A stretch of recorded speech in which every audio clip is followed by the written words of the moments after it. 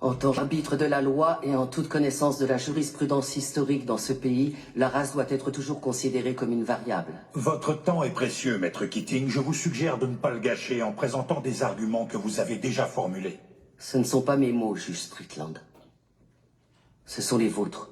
Vous les avez écrits en 1985, dans le verdict de l'affaire Bryant contre la ville de Topeka, concernant la clause de protection égale face à un système d'attribution de logements sociaux.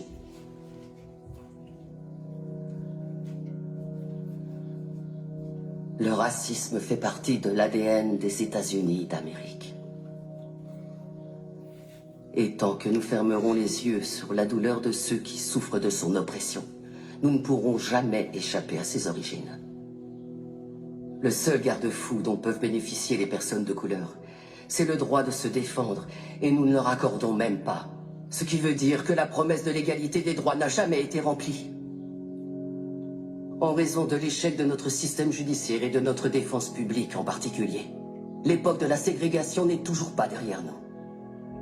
L'époque où les lois ont rendu illégal que les Noirs et les Blancs soient enterrés dans le même cimetière, où on catégorisait les gens en carterons ou en octavons, où on punissait un Noir parce qu'il avait demandé des soins médicaux dans un hôpital pour Blancs.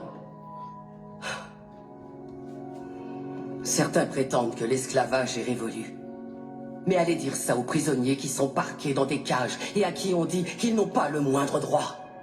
Des personnes comme mon client Nathaniel Leahy et des millions d'autres personnes comme lui qui sont enfermées dans nos prisons et reléguées à une existence indigne d'un être humain. Il n'y a aucune alternative à la justice dans cette affaire. Il n'y a pas d'autre option.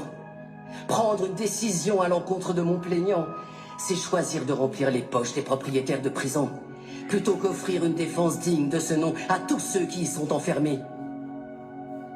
Est-ce que c'est l'Amérique dans laquelle veut vraiment vivre cette cour? Un pays où l'argent a plus d'importance que l'humanité?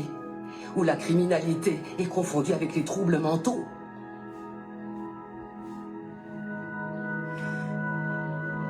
Le 6e amendement a été ratifié en 1791. C'était maintenant il y a 226 ans. Je pense qu'il est donc temps de réellement garantir ces droits à tous nos citoyens.